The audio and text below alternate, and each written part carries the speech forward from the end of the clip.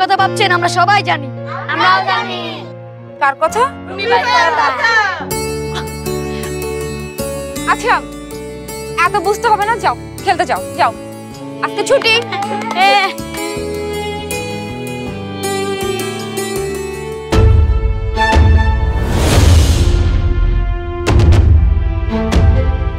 তুমি sure? Sure sir, নোংরের সাথে কিছু বাধা নেই। আমরা ডুবুরিও নামিয়েছিলাম, বোটের তলাতে কিছু পাইনি স্যার। ওসি সাহেব, আপনি চাইলে বোটের উপরে আকাশটাও চেক করতে পারেন, কিচ্ছুই পাবেন না। আমি আপনাকে একদিন ঠিকই আটকাবো রুমি। যেদিন আটকাতে পারবেন সেদিন আপনার সাথে আমি সানন্দে যাব ওসি সাহেব।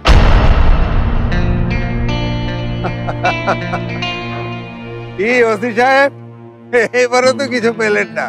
শুধু শুধু সম্মানিত ব্যবসায়ীদের ডিস্টার্ব না করে আসল ক্রিমিনালদের ধরার চেষ্টা করুন। পরামর্শটা আমার মনে থাকবে আজিম সাহেব। তাহলে আমাদের একটু একা থাকতে দিন, আমরা একটু ব্যবসায়িক আলাপ করি। নাকি ব্যবসায়িক আলাপ করো আইনের চোখে অপরাধ? এই চলো সবাই।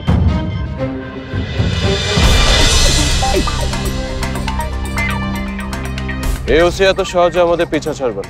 তোমাকে ধরতেও পারবে না, কম তো আর দেখলাম না। তা রুমি, মালগুলি কোথায় রেখেছো? পুলিশকে তো দেখলাম ট্রলারটা তন্ন তন্ন করে খোঁজ করলো। ডুবুরি? আচ্ছা ঠিক আছে, ওদেরকে দেখে রাখুন, আমরা আসছি।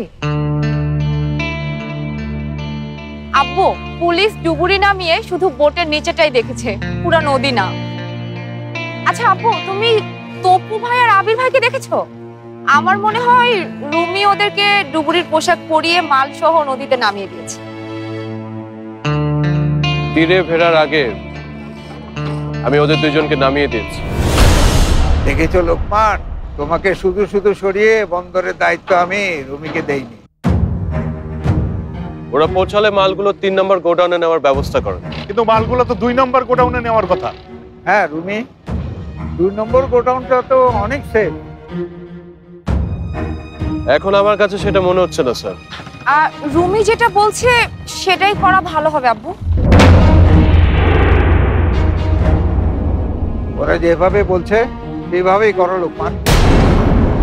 ভাগ্যিস তুই পুলিশ হসনি, পুলিশ হলে তো আমাদের ব্যবসা লাটে উঠতো। আজকে তোমার এই সাকসেসের জন্য একটা গ্র্যান্ড পার্টি হবে রুমে।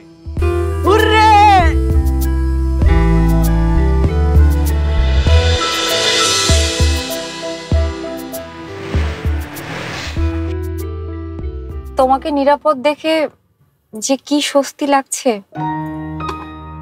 আসলে সকাল থেকেই মনটা কেমন কেমন করছিল। জানতাম ওরা তোমার কিছুই করতে পারবে না, তবুও কি এত চিন্তা করছো বলো তো? ডকেও দেখলাম মুখ গোমরা, এখানেও তাই। আরে বাবা, পুলিশ তো আর তোমাদের ধরতে পারেনি। একটা জিনিস তুমি খেয়াল করনি চৈতি, পুলিশ বারবার সেখানে চেক করছে যেখানে আমি প্রথমবার মালগুলো রাখার প্ল্যান